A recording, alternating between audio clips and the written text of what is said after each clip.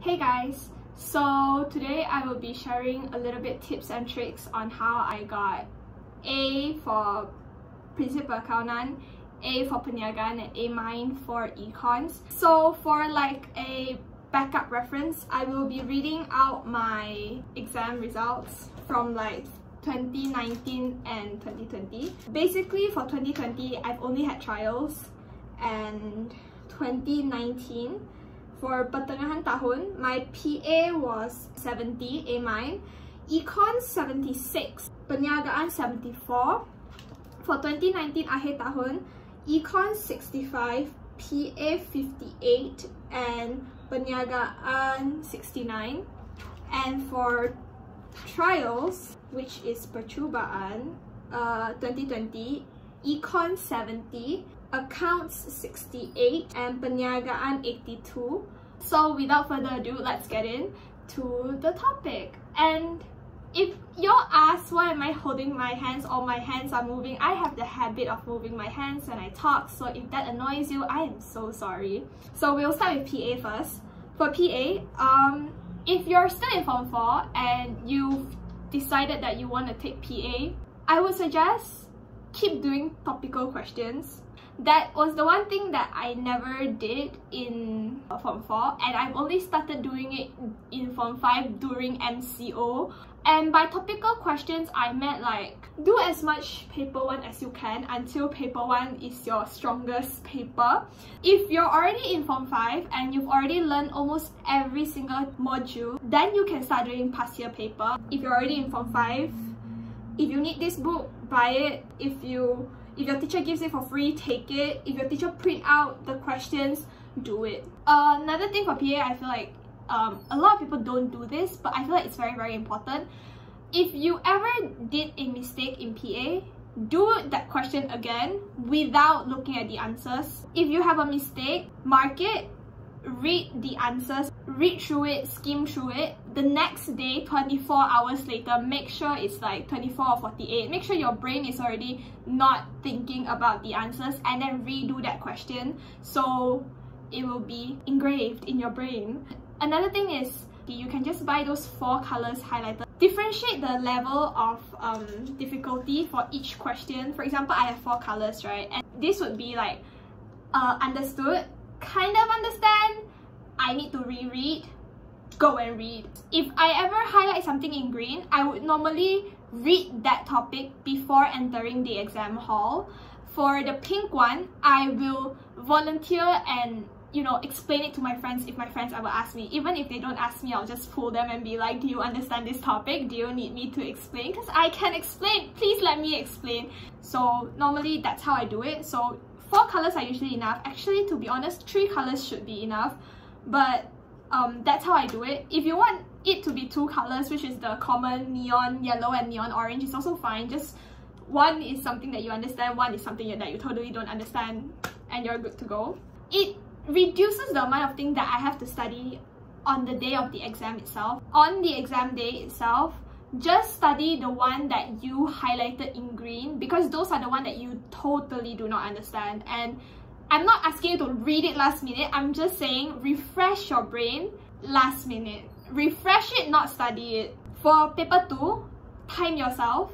My teacher, I think a lot of the teachers say this, time yourself for paper 2. Really, really important to time yourself. Even during the exam hall, like me, I would take out my watch, put it at the side of the table. I will time myself for bahagian A and bahagian B. For example, sometimes I say, okay, 90 minutes for this part. Once my stopwatch reaches 90 minutes, whether I finish that part or not, I am moving to the second part. And another thing is, basic must be good. Your base must be amazing. Please don't be like me and like not listen to class in Form 4, regretting it in Form 5, having to learn everything in MCO while trying to do the kerja khusus. Don't be like me. Unless you want to study it last minute and then have several mental breakdowns, then of course Form 4 you can just have fun. But if you don't want to have several mental breakdowns and cry. Form 4, please pay attention in class. You know those simple tables where like the asset and liability, debit, credit, those? Oh yeah, make sure it's like your muscle memory, not even engraved in your brain, muscle memory. Like you look, your hand knows what to write, like those type of level where like the moment you read that word, you're like, okay, asset.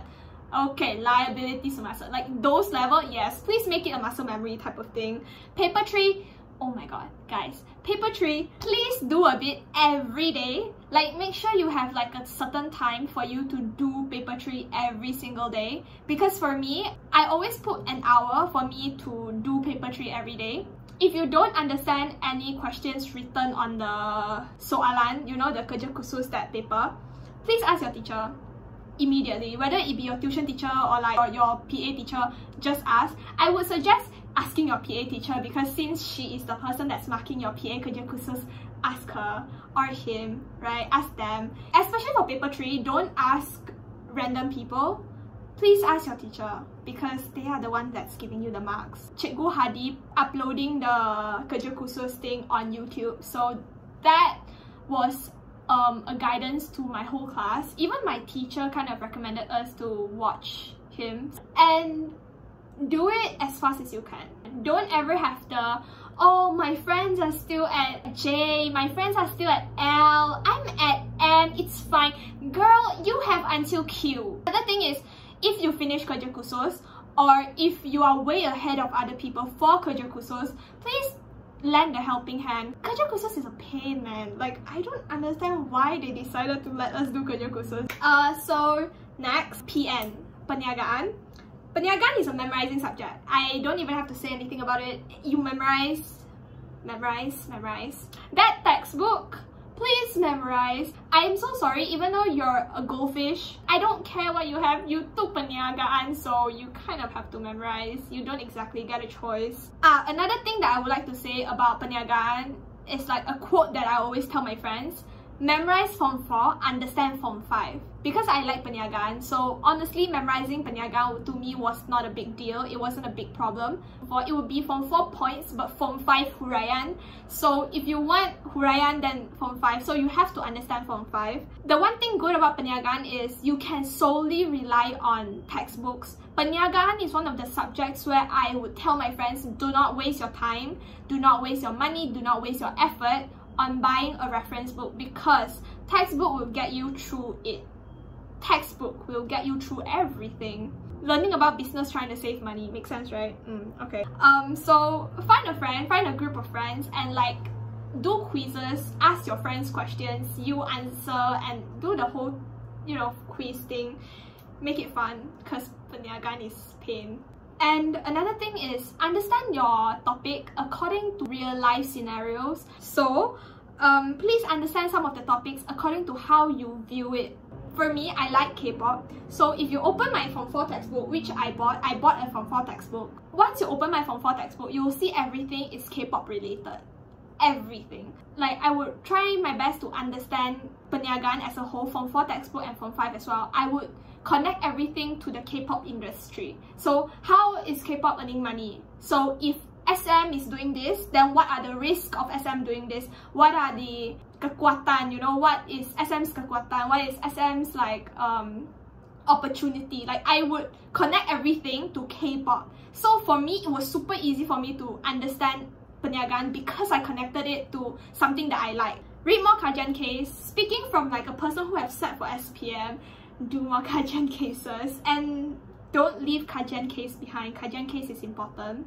And for paper 3, again, listen to your teacher, find your teacher. If you have a problem, they are going to give you the marks. You need to find them. Just like PA, the faster you do, the happier your life is. Understand? The faster you get it done, the happier you will be. And for Perniagaan, something different from PA about Perniagaan is I would suggest that in Perniagaan, do a bit and check. Do a bit and check. Because PA, everything is connected, right? If there's a mistake at the bottom, you know that there's a mistake at the top, right? But it's not like that in Perniagaan. None of them is connected, right? So you have to make sure that you do one thing, you get it checked. You do one thing, you get it checked. You do one thing, you get it checked. Annoy the heck out of your teacher. Do it like that. Or else, once your teacher check and there's a lot of mistakes, right? You have to change a lot of things inside your computer or inside your laptop, and that will make your life even more painful. So don't make your life more painful. Do a bit every day, check it every day with your teacher. Yes, annoy the heck out of your teacher. Next, for econs. Econs, right? Like I said, I did last minute studying for econs. I can show you a bit of the notes that I did. This is all Form 4 notes.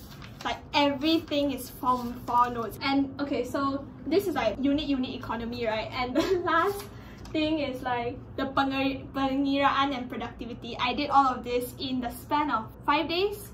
For Form 5, because there's only 2 chapters in Form 5, right? My teacher, my econs teacher, number 1, she gave us a lot of notes, right? That's number 1.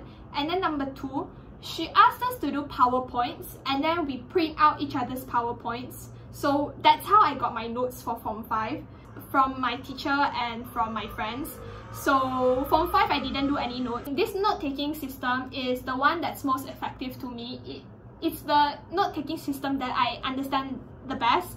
Yeah, I realize I'm a messy type of person. The messier the notes are, the easier I understand them. So I kind of redid my whole notes. Please remember simple huraian. For example, the pendapatan naik, and then like the taraf hidup, and then the, you know, the one answer that everyone will always give, the one that like your muscle memory during econs, you get the paper 2 and then immediately muscle memory that kesan. Yes, the one about the pendapatan go up and then something like will go down.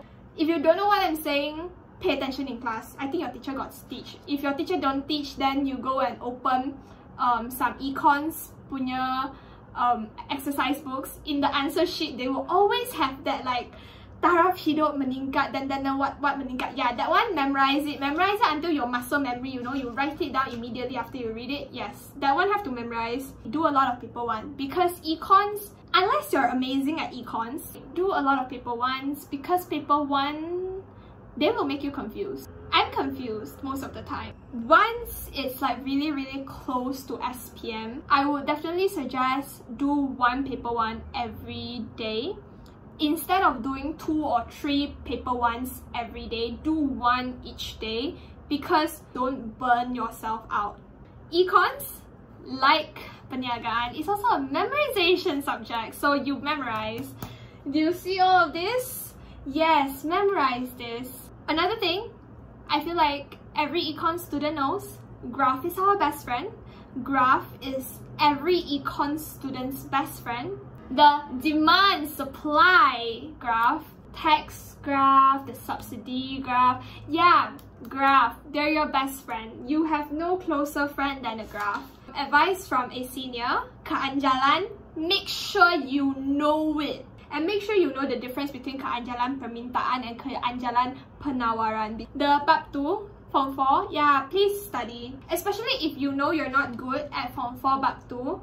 Yeah, make notes like me. Should I give out my notes? I mean, I can give it out if y'all understand. I can give it out if y'all understand, I don't mind. Only if y'all understand lah. Another thing and last tip for econs is formula. Please memorize the formula. Calculator, make sure you remember. I don't know why so many people forget to bring calculator into econ. Yeah, formula, please remember. The formula that you guys have to remember is this. The Form 4 bab 4, that formula, like all of this. Yeah, this memorize. That is it for my whole tips. To future SPM students and to PA, Econs and Perniagaan calon, good luck. If you hate a subject, you can't learn it. So don't hate the subject, don't think it's hard, don't complain about it, just leave it be. With that, I think I can end my video right now. So thank you guys for watching if you guys watched until this far.